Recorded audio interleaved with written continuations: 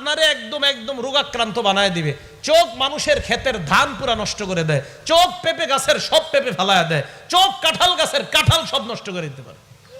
না হয় এমন বদনজর লাগবে, ফুটফুটে একটা সন্তান দেখবেন হঠাৎ একদম চিকন হয়ে চ্যাংরা হয়ে শেষ হয়ে যাওয়ার উপক্রম হয়ে যায়। এই আসমা বিনতে উমাইস রাদিয়াল্লাহু তাআলা আনহার সন্তানদেরকে নবীজি দেখাইলেন, তাকানোর পর বললেন, মা আলী আরা আজসামা বানি আখিক দারিআতান।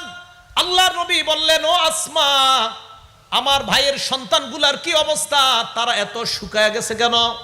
তুসিবুহুমুল হাজা, না খাইতে না খাইতে আমার ভাতি যারা কি শুকায় গেল নাকি?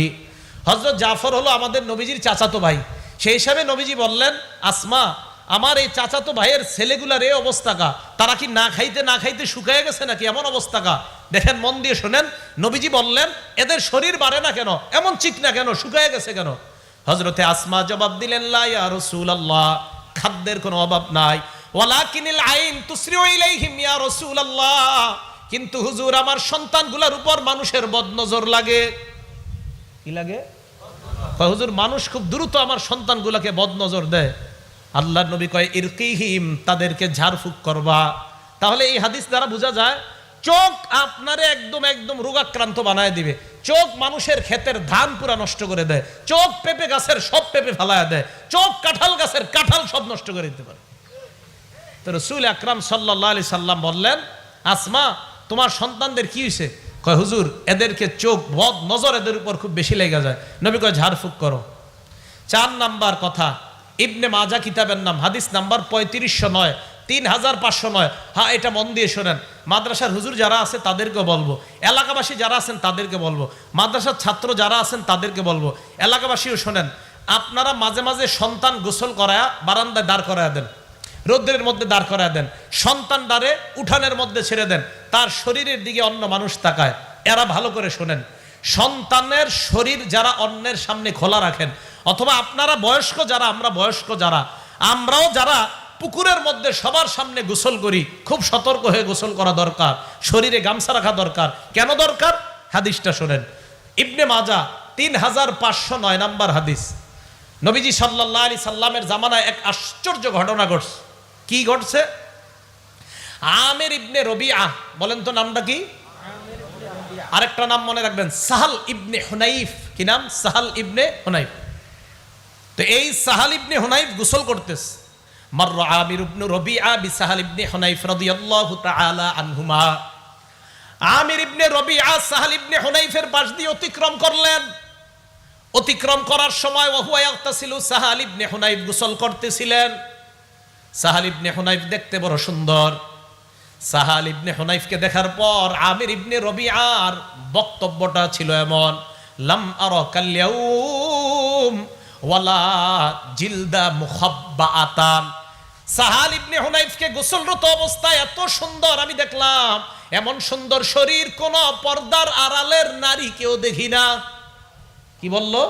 আমির ইবনে রবিআ বলল, সাহাল ইবনে হুনাইফ এত সুন্দর ছেলেটা, এত সুন্দর তার শরীর, পর্দার আড়ালের কোন নারীও মনে হয় এত সুন্দর না। আমির ইবনে রবিআ বলল, ফামা লাবিসা আন লুবিতা সাহাল ইবনে হুনাইফ, বেশিক্ষণ হয় না, সাহাল ইবনে হুনাইফ বেহুশ হয়ে গেছে। তাড়াতাড়ি আল্লাহ নবীর কাছে নিয়ে যাওয়া হয়। আল্লাহ নবী কি বললেন, ইয়া রাসূলুল্লাহ, তাড়াতাড়ি আপনি কিছু একটা করেন। নবীজি কয়, কি হইছে?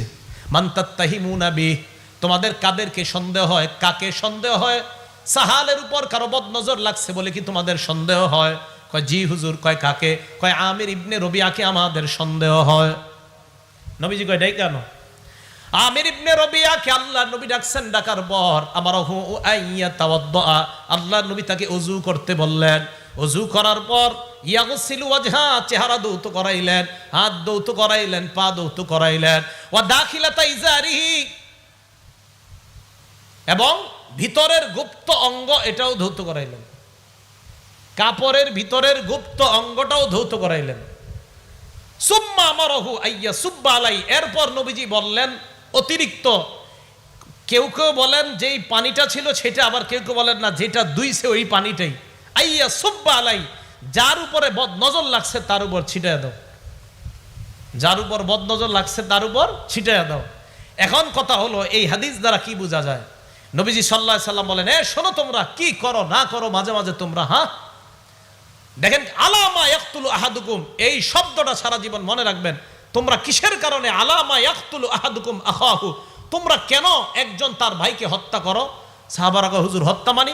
হ্যাঁ, এই হিংসুক চোখ, কিছু চোখ আছে এমন যেই চোখ তার ভাইকে হত্যা করে দেয়, যেই চোখ বদনজর পড়ার কারণে এমন অবস্থা হয় যে তার ভাইকে শেষ করে দেয়। তাহলে আল্লাহর নবী কারো বদনজর পড়াটাকে হত্যার সাথে শামিল করছে। আলামা ইয়াকতুলু আহাদুকুম আখাহু, তোমাদের কেউ তার ভাইকে কেন হত্যা করো?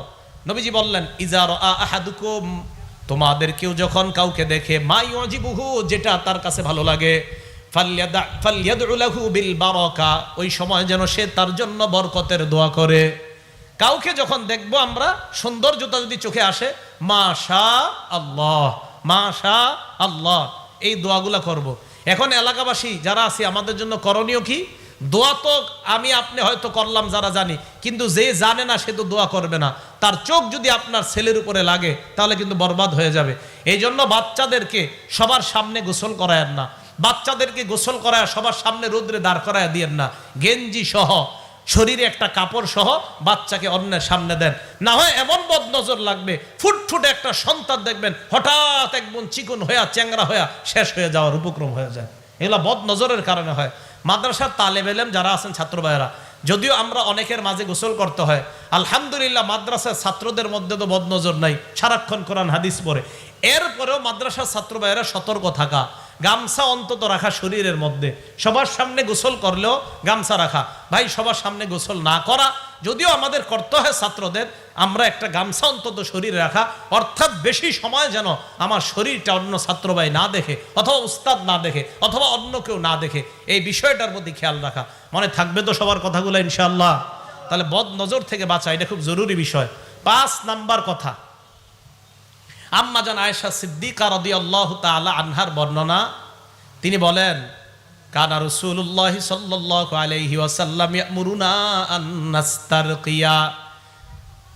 মুসলিম শরীফের বর্ণনা 5615 নম্বর হাদিসে আম্মা জান আয়েশা সিদ্দিকা রাদিয়াল্লাহু তাআলা আনহা বলেন, আল্লাহ নবী আমাদেরকে বলছে, বদ নজর থেকে বাঁচার জন্য, হিংসুক চোখ থেকে বাঁচার জন্য আমরা নিজেদেরকে যেন ঝাড়ফুঁক করে নেই।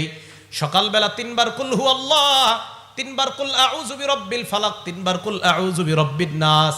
মাগরিবের পরে 3 বার কুল হু আল্লাহ, 3 বার কুল আউযু বিরাব্বিল ফালাক, 3 বার কুল আউযু বিরাব্বিন নাস পরে শরীরের মধ্যে ফু দেওয়া। মনে থাকবে তো কথাগুলো ইনশাআল্লাহ?